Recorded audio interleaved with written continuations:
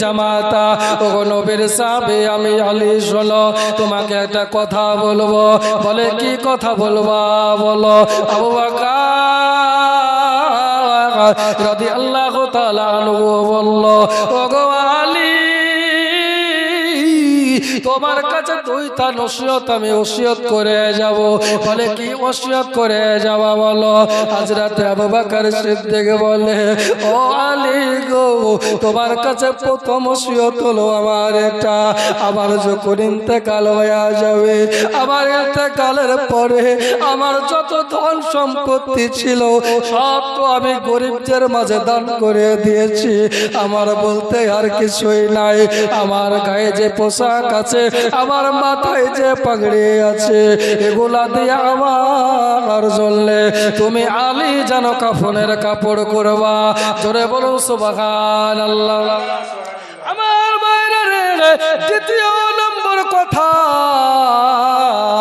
শোনো বলে কি বলো বলো হযরত আলী বলছে বলো আবু বকর সিদ্দিক বলে আলী গো ওগো আলী তোমার কাছে দ্বিতীয় কথা হলো এটা শোনো আমার ইন্তেকাল হয়ে যাওয়ার পরে আলী তুমি আমাকে গোসল দেবা নিজে হাতে আমাকে গোসল দেবে হযরত আলীর চোখ দিয়ে পানি পড়ছে আলী বলছে ও আবু বকর গো দুনিয়াতে এত সাহাবী আছে এত মানুষ আছে এত সাহাবী আছে কেন তুমি তাদের কথা বলো না আমার কথা কি কারণে তুমি বলছো আবু বকর সিদ্দিক বলে ও আলী গো আমার রাসূলের যখন ইন্তেকাল হয়েছিল আমার রাসূলের ইন্তেকালের পরে তোমার এই হাত দিয়ে আমার রাসূলের শরীর ধুয়েছিল জোরে বলুন সুবহানাল্লাহ ও আলী গো তোমার এই পবিত্র হাত দিয়ে আমার নবীর পুরো শরীরে লাগিয়ে তুমি ধৌত করেছিলা আলী গো ওই নবীর শরীরে স্পর্শ করা নবীর শরীরে হাত দেওয়া ওই হাত যদি আমি আবু বকরের শরীরে যদি লেগে যায় আমি আবু বকর নিজেকে বড় ধন্যবান মনে করি বড় নিজেকে ধন্য মনে করি এই জন্য তুমি আমি আবু বকরের গোসল দেওয়া তোমার কাছে এটা আমার আবদার তাই নাকি বলে বলে আবদার তোমার রাখলাম তাই আরে আমার মা বোনের আরে আর একটা কথা আল্লাহর রাসূলের সাহাবী আবু বকর বলল আলী শোনো আমার ইন্তেকাল যখন হয়ে যাবে আমার ইন্তেকাল হয়ে যাওয়ার পরে আমাকে গোসল দিয়ে দেওয়ার পরে আমাকে জানাজা দিয়ে দেওয়ার পরে আমার দয়ার নবী রহমতের নবী পয়গম্বরে আজম নবী মুস্তাফার রওজার কাছে আমি আবু বকরের হাজির করে দেওয়া জোরে বলেন ও আলী গো আমি আবু বকরকে নবী পাকের কদমে হাজির করে দেওয়া তারপরে নবীকে বলবা নবীকে আগে সালাম দেওয়া তারপরে বলবা ইয়া রাসূলুল্লাহ ইয়া হাবিবাল্লাহ নবী গো আপনার সাহাবে আবু বকর বলেছে আপনার কদম তলায় একটু জায়গা চাই জোরে বলুন সুবহানাল্লাহ ও আলী ও আলী শোনো আমার নবীর কাছে গিয়ে এই কথাটা তুমি বলবা আপনার কদমে আপনার আবু বকর জায়গা চেয়েছে যদি রওজা থেকে আওয়াজ আসে তাহলে আমাকে রাসূলের রওজার পাশে দাফন করবা রওজার পাশে আমাকে দাফন করবা আর যদি না আসে তবে আমাকে দাফন করবা না ওই যে আপনার কিনা জান্নাতুল বাকি ওই জান্নাতুল বাকিতে আমাকে দাফন করে দেবা জোরে বলুন সুবহানাল্লাহ বাইরা রে আমার বন্ধুরা রে, আমার জননী মা বোনেরা, কিছুদিন পর আবু বকর ইন্তেকাল করলেন। ইন্তেকাল হয়ে যাওয়ার পরে হযরতে সিদ্দিক আকবর রাদিয়াল্লাহু তাআলা আনহুকে আপনার কিনা গোসল দিয়ে জানাজা জান করিয়ে দিয়া আবু বকরকে নিয়ে গিয়া আমার রাসূলের কদমে হাজির করে দিলেন। জোরে বলুন সুবহানাল্লাহ। অনেক বড় লম্বা জীবনে বাবা, কারবালায় যেতে হবে, সংক্ষিপ্ত ঘটনা শোনে না। আল্লাহর নবীর সাহাবী আপনার কিনা হযরতে আলী বলছে, আপনার কিনা লাশ হাজির করে দিয়ে রাসূলের রওজা পাকে গিয়া হযরতে সিদ্দিক আকবর রাদিয়াল্লাহু তাআলা আনহু আপনার কিনা লাশকে রেখে দিয়া হযরতে আলী মুর্তাজা নবী পাকের রওজায় সালাম দিয়ে দিলে। নবী পাকের রওজায় সালাম দিচ্ছেন, জোরে বলেন সুবহানাল্লাহ। সুবহানাল্লাহ। নবীর রওজায় সালাম দিচ্ছে, কি বলে? আসসালাতু ওয়াসসালামু আলাইকা ইয়া রাসূলুল্লাহ, আসসালাতু ওয়াসসালামু আলাইকা ইয়া হাবিবাল্লাহ। নবী গো, ইয়া রাসূলুল্লাহ, ইয়া হাবিবাল্লাহ, আপনার হিজরতের সাথে, আপনার গোহার সাথে, আপনার সঙ্গে আবু বকর কত জায়গায় চলাফেরা করেছে, আপনার সাথে আবু বকরের ইন্তেকাল হয়ে গেছে। জোরে বলুন সুবহানাল্লাহ। আজকে আপনার রওজার কাছে এনেছি, আপনি যদি অনুমতি দেন তবে আপনার রওজার পাশে দাফন করব। আপনার সাহাবী আবু বকর সিদ্দিক আমাকে ওসিয়ত করে গিয়েছিল, আবার চললে রাসূলকে বলে দিও রাসূলের রওজা পাকে গিয়ে সালাম দেবা এবং বলবা আবু বকর আবার নবীর কাছে থাকার জন্য একটু কদম তলে জায়গা ভিক্ষা চেয়েছে, যদি আমার রাসূল জায়গা দেয় তবে আমাকে দাফন করবা, আর যদি জায়গা না দেয় তবে আমাকে জান্নাতুল বাকিতে রাজিয়ার আপনার কিনা কবর দেবা। জোরে বলুন সুবহানাল্লাহ। আল্লাহর নবীর সাহাবে সালাম দিলেন। প্রথম সালাম দেওয়া হলো, রওজা থেকে আওয়াজ আসে না। দ্বিতীয়বার সালাম দিলেন, আসসালাতু ওয়াসসালামু আলাইকা ইয়া রাসূলুল্লাহ, আসসালাতু ওয়াসসালামু আলাইকা ইয়া হাবিবাল্লাহ। দ্বিতীয়বার আওয়াজ আসলো না। তৃতীয়বার আপনার কিনা এবারে আলী মুর্তাজা সালাম দিলেন। তিনবারের বেলায় সালাম আসলো না, সালামের জবাব আসলো না। জোরে বলুন সুবহানাল্লাহ। হযরত আলী মনে মনে চিন্তায় পড়ে গেল, কি এমন অন্যায় জুলুম হয়তো বা আবু বকরকে কোনো অন্যায় করেছে নাকি? আল্লাহ রাসূল তো কিছুই বলে না। কি ব্যাপার, কি ব্যাপার? আবু বকরকে তাহলে জান্নাতুল বাকিতে নিয়ে যেতে হবে। এই কথা বলার পরে আলী মুর্তাজা রওজা থেকে চলে আসবে। যেমনি বাবা রওজার দিক থেকে চলতে যাবে, হঠাৎ করে রওজা থেকে আওয়াজ বেরিয়ে গেল, জোরে বলুন সুবহানাল্লাহ। আরেকটু জোরে বলুন সুবহানাল্লাহ। আল্লাহ হযরত বলতেছে, আপনার কিনা শোনো শোনো ও দুনিয়াবাসী, তোমরা শোনো, সবসে আলা ও আওলা हमारा नबी, दोनों आलम के दुल्हा हमारा नबी। আল্লাহ রাসূল জবাব দিয়ে দিলেন, ও আলী গো, হাবিবকে কোথায় নিয়ে যাচ্ছ? হাবিবকে হাবিবের পাশে রাখিয়ে নামিয়ে দাও, বন্ধুকে বন্ধুর পাশে নামিয়ে দাও। আমি আবু বকরের উপর খুশি আছি। জোরে বলুন সুবহানাল্লাহ। ভাইরা রে, আমার বন্ধুরা রে, হযরতে সিদ্দিক আকবর রাদিয়াল্লাহু তাআলা আনহুকে আমার নবী কত প্যার করেছিল, আমার নবী কত ভালোবেসেছিল। সেই সিদ্দিক আকবরকে আল্লাহর নবী বলেছে, ও সিদ্দিক, ওগো আবু বকর, শোনো, দুনিয়াতে আমার কোনো বন্ধু নাই, সব থেকে তুমি আমার ভালো বন্ধু। জোরে বলো সুবহানাল্লাহ। আবু বকর বলেছিল, ইয়া রাসূলুল্লাহ, আজকে তো হিজরতের রাত্রি, আপনার সঙ্গে আমি যাচ্ছি, আমি কি সব সময় আপনার সঙ্গে থাকতে পারবো? আল্লাহর নবী বলে, সব সময় থাকবো। আবু বকর বলেছিল, ইয়া রাসূলুল্লাহ, নবী গো, আমি কি শুধু দুনিয়াতে থাকবো? আল্লাহর নবী বলেছিল না, ও আবু বকর গো, তুমি শুধু আমার দুনিয়ার বন্ধু না, তুমি আমার সঙ্গে আমার পাশে তুমি ঘুমিয়ে থাকবা। শুধু এইটুকু নয় রে আবু বকর, তোমার প্রতি আমি রাসূল এতই সন্তুষ্ট। শোনো শোনো আবু বকর শোনো, জান্নাতের ভিতরে যখন যাব আবু বকর গো, আমি তোমাকে সঙ্গে নিয়ে যাব।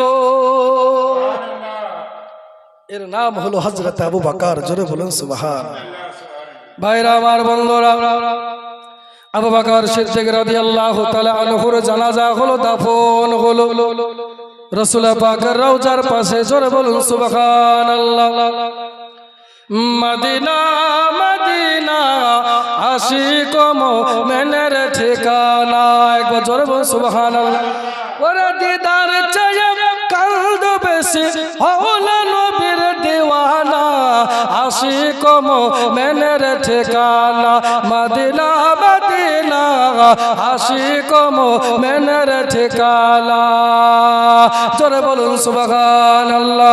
আবু বকর সিদ্দিকের ইন্তেকালের পরে হযরত ওমর ফারুক আযম, উনি যেন আপনার কিনা মুসলিম জাহানের দ্বিতীয় খলিফা হলেন। আমিরুল মুমিনিন হযরত ওমর ফারুক আযম রাদিয়াল্লাহু তাআলা আনহু দ্বিতীয় খলিফা হলেন। বাবা আবু বকর সিদ্দিকের ইন্তেকাল হওয়ার কারণে আপনার কিনা তিনার উদ্দেশ্য করে আবু বকর সিদ্দিকের নামে একটা কনফারেন্স করলে, একটা কনফারেন্স তৈরি করলেন। কনফারেন্স তৈরি করার পরে আজকের প্রোগ্রামে আলোচনা হবে সিদ্দিক আকবর আবু বকর সম্পর্কে। জোরে বলেন সুবহানাল্লাহ। কি সম্পর্কে? আবু বকর সিদ্দিক সম্পর্কে। কয়েকদিন পরেই কনফারেন্সটা। ভাইরা আমার, ভাইরা রে, কনফারেন্সে যে যার মতো বক্তব্য দেয়, সবাই আবু বকর সিদ্দিকের বর্ণনা করে। জোরে বলে। কেউ আপনার কিনা বর্ণনা করে আবু বকর আমার নবীর সঙ্গে হিজরত করেছে, আবার কেউ বর্ণনা করে আবু বকর আমার নবীর জন্য 3 দিন না খেয়েছিল। জোরে বলেন সুবহানাল্লাহ। এমনি করে সবাই বর্ণনা করে, এমনি করে সবার মাঝ থেকে একজন গরিব মানুষ, বাবা গ্রামের একটা গ্রাম্য মানুষ, উনি যেন দাঁড়িয়ে গেল, ও আমিরুল মুমিনিন, আমি আবু বকর সম্পর্কে একটা কথা জানি, আমাকে একটু সুযোগ দাও, আমি বলবো। বলে তুমি কি জানো বলো। বলে আমাকে একটু সুযোগ দাও। সবাই বলল না না না, ওকে সুযোগ দেওয়া যাবে না। কি বা বলবে গ্রামের মানুষ, রাখাল কি বলবে? না না না না না, আবু বকর সিদ্দিক সম্পর্কে উনি কিছু বলতে চাই, ওনাকে আপনার কিনা দেওয়া হলো। বলো তুমি কি বলবো আবু বকর সিদ্দিক সম্পর্কে বলো। ওই ব্যক্তি বলো, শোনো ও আমিরুল মুমিনিন, ও গো ওমর, শোনো শোনো, আমি আবু বকরকে দেখতাম ইন্তেকালের দিনের আগের দিন পর্যন্ত আমি লক্ষ্য করে দেখেছি, মদিনার একটা গলি দিয়ে আবু বকর সিদ্দিক প্রতিদিন চলে যেত, তার হাতে যেন বাবা নরম হালুয়া নিয়ে। জোরে বলুন সুবহানাল্লাহ। হাতে নরম হালুয়া নিয়ে, নরম করে হালুয়া নিয়ে প্রতিদিন চলে যেত। কোথায় যেত আমি আর জানি না। এতটুকুন কথা বলে নেমে গেল। সবাই বলল কি কথা এমন বলল? কোনো ঘটনা নাই, আগা নাই, গোড়া নাই, শুধুমাত্র হালুয়া নিয়ে যেত। সবাই আপনার ব্যতিব্যস্ততায় পড়ে গেল, যে যেটা কাজ করে ওটাই সম্পূর্ণ করলো। কনফারেন্স চলতে থাকলো, কিন্তু আমিরুল মুমিনিন ওমর ফারুক আযম বলল না, আমাকে এর আপনার কিনা এর ভেদ জানতে হবে। কি ব্যাপার, কি ব্যাপার? আবু বকর কোথায় যেত? আপনার কিনা বড় বিচক্ষণ মানুষ ওমর ফারুক, হযরতে ওমর রাদিয়াল্লাহু তাআলা আনহু, তিনি যেন নিজের বিবিকে বলল, বিবি রে, একটু হালুয়া তৈরি করো। হালুয়া তৈরি করা হলো। আবু বকরকে আপনার কিনা হযরতে ওমর ফারুক আযম হালুয়া নিয়ে জানো বাবা ওই মদিনার রাস্তা দিয়ে চলে যায়। কিন্তু যাবে কোথায়? হালুয়া নিয়ে যাবে কোথায়? যার তো একটা জায়গা লাগবে। কোন জায়গায় যাবে কোনো কিছুই জানে না। আবু বকর যেত তাই আমিও সামনে বসে হাজরা আবু বকর যেত তাই আমিও যাচ্ছি চলে যাচ্ছে বাবা মনে মনে চিন্তা করে যদি আমাকে কেউ জিজ্ঞাসা করে উমার কোথায় যাচ্ছ আমি যদি বলি কোথায় যাচ্ছে আমি নিজেও জানি না কোথায় যাচ্ছি তবে তো আমাকে পাগল বলবে যদি দুনিয়া পাগল বলে বলু তবে আমাকে জানা লাগবে আবু বকর কোথায় প্রতিদিন এই রাস্তায় যেত উনি যেন কোনো দিকে কান্না দে উনি যেন চলতে লাগলো অনেক বড় লম্বা জীবনে বাবা ভাইরারে আমার মা বোনের আগো এই দেখো হাজরাতে সিদ্ধে আপনার কিনা ওমর ফারুক চলে যাচ্ছে আপনার কিনা যেতে যেতে যেতে যেতে আপনার ওই রাস্তা দিয়ে যেতে যেতে আপনার কিনা গ্রাম শেষ হয়ে গেল রাস্তা যেন আবার চলতে লাগলো যেতে যেতে যেতে যেতে হঠাৎ করে একটা জায়গায় দাঁড়িয়ে গেল কারণ সে আপনার কিনা হযরতে ওমর ফারুক বলছে শোনো আমার কানে আপনার কিনা কোনো আওয়াজ আমি শুনতে পাই না কোনো আওয়াজ আসে না কিন্তু আমার নাকে একটা দুর্গন্ধ আসছে জোরে বলুন সুবহানাল্লাহ সুগন্ধ না রে বাবা দুর্গন্ধ আসছে খারাপ একটা দুর্গন্ধ কেন আসছে আমাকে জানা লাগবে ডান দিকের গলিতে কেটে গেল ডান দিকের গলিতে গিয়ে দেখে একজন ব্যক্তি বসে আছে ওই ব্যক্তির পুরো শরীরে যেন ঘা হয়ে গেছে ঠোঁট গোলানে ঘা হয়ে গেছে আপনার কিনা ওমর ফারুক আজম বুঝতে পারলো আবু বকর প্রতিদিন আসতো হালুয়া নিয়ে তার মানে ব্যক্তিটাকে হালুয়া খাওয়াতো উনি যেন বুঝতে পেরে গেছে এই জন্যে ওমর ফারুক পরিচয় দিলেন না ওমর ফারুক আজম বললেন হা করো তোমাকে খাইয়ে দিয়ে জোরে বলো সুবহানাল্লাহ হা করো তোমাকে খাইয়ে দিই এবারে ওই ব্যক্তি বলল ওগো আল্লাহর বান্দা গো ওগো বান্দা আপনি কেন গত 2 দিন আসেননি বলে আমি বড় ব্যস্ততায় ছিলাম তোমার কথা ভুলে গিয়েছি এই জন্যে তোমাকে খাবার দিতে আসতে পারিনি তুমি কিছু মনে করিও না ওমর ফারুক ধরা দিলেন না বাবা রাষ্ট্রের নায়ক কাকে বলেন দেখেন প্রধানমন্ত্রী কাকে বলে রাষ্ট্রের নায়ক কাকে বলে এমএলএ এমপি কাকে বলে আল্লাহ আল্লাহ আল্লাহ আল্লাহ ওই কুষ্ঠ রোগীর মুখে খাবার দিতে যাবে আবু বকর আপনার কিনা ওমর ফারুক বলে হা করো যেমনি বাবা হা করেছে এবার নরম আপনার হালুয়া তুলে যেমনি হাতটা মুখের ভিতরে ঢুকিয়ে দেওয়া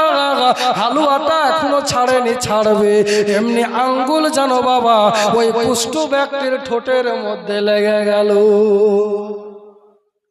যেমনি লেগে যাওয়া ওই কুষ্ঠ ব্যক্তি বলে দাঁড়াও কে তুমি আগে পরিচয় দাও না হলে আমি হালুয়া খাবো না হালুয়া খাবো না বলে কেন গো বলে তুমি হালুয়া আমাকে মুখ দিয়ে খাইয়েছো আপনার কিনা হাত দিয়ে খাওয়াচ্ছো তোমার হাতের আঘাত লেগেছে আমার ঠোঁটে আঘাত লেগেছে আমার ঠোঁটে ঘা হয়ে গেছে পুরো শরীরে পোকা হয়ে গেছে তোমার আঙ্গুল যখন ঠোঁটে লেগেছে এতই ব্যথা অনুভব হয়েছে আমি সহ্য করতে পারিনি তুমি তো ওই লোক না যেই লোক আমাকে রোজ খাবার